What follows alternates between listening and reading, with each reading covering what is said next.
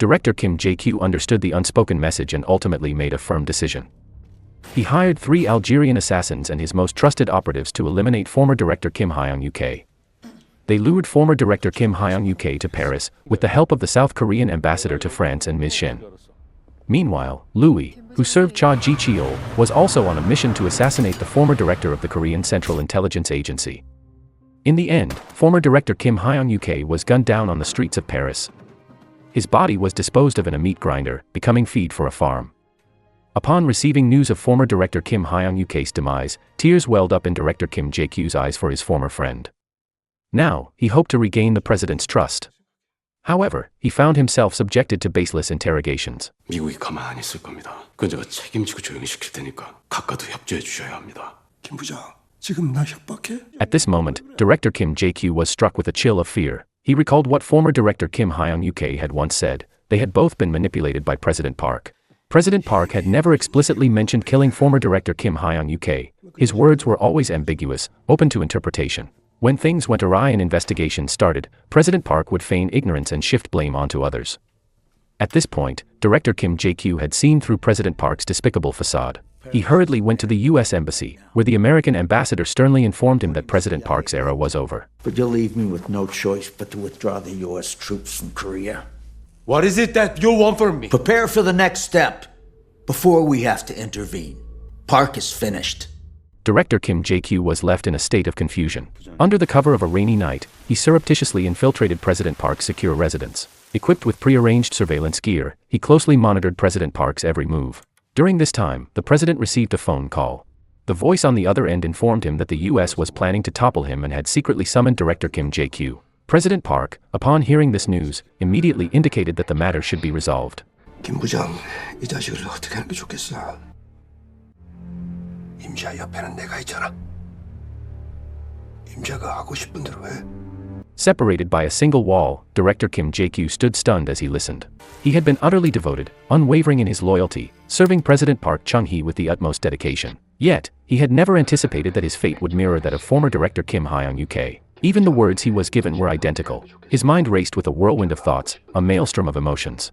The scenes of the Busan riots and the suffering of the people solidified Director Kim Jae-kyu's determination to stage a coup. The next day, Director Kim Jae-kyu expressed his perspective on the Busan riots. He suggested that they should recall Kim Young-sam, who had been expelled from the parliament, to ease public grievances, resolve conflicts, and stabilize the situation. However, this proposal completely infuriated President Park Chung-hee. Kim Young-sam, as the leader of the opposition party, had long been at the forefront of opposing President Park Chung-hee and was the top contender to be the next president. Now, Director Kim Jae-kyu's suggestion to bring him back was essentially implying that President Park Chung-hee should step down. Cha Ji-cheol, who was present, slammed his hand on the table and shouted at Director Kim Jae-kyu in response. 캄보디아에서는 300만 명도 희생시켰는데 우리가 뭐 100만, 200만 탱크로 밀어버린다고 큰일 하겠어요? 곽 실장 말이 맞아. In comparison to the former, Park Chung-hee leaned more towards Cha Ji-cheol's strong stance. This action became the final straw that broke Kim Jae-kyu's resolve. On the evening of October 26, 1979, at 6 p.m., accompanied by Cha Ji-cheol, Park Chung-hee went to a secure house in Gangneung-dong for dinner.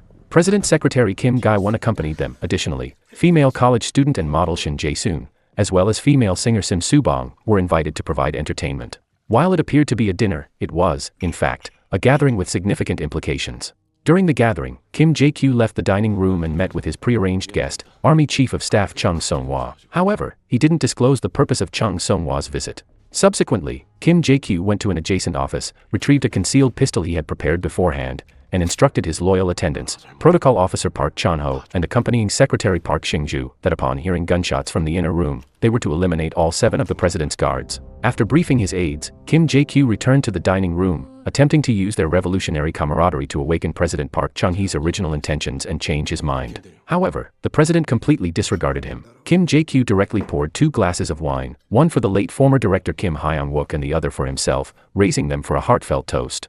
자, 이 자리에 없는 박 부장을 위하여. But this action only triggered Park Chung-hee's anger. 친구도 죽인다며. 어디서 고고한 척을 하고 있어. President Park meant death of former director Kim Hyung-uk was solely caused by Kim Jae-kyu himself, and there is northwest connection to Park Chung-hee.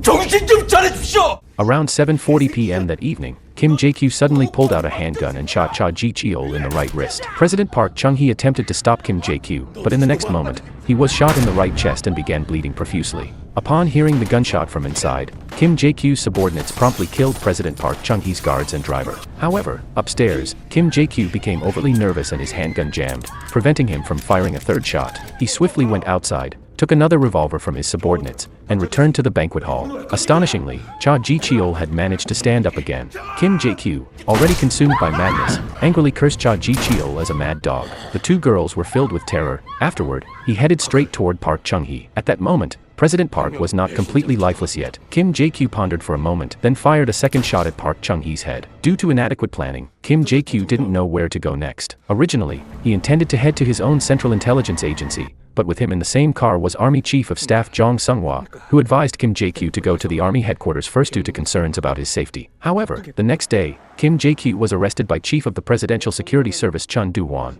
Eventually, Kim Jae-kyu was sentenced to death by hanging.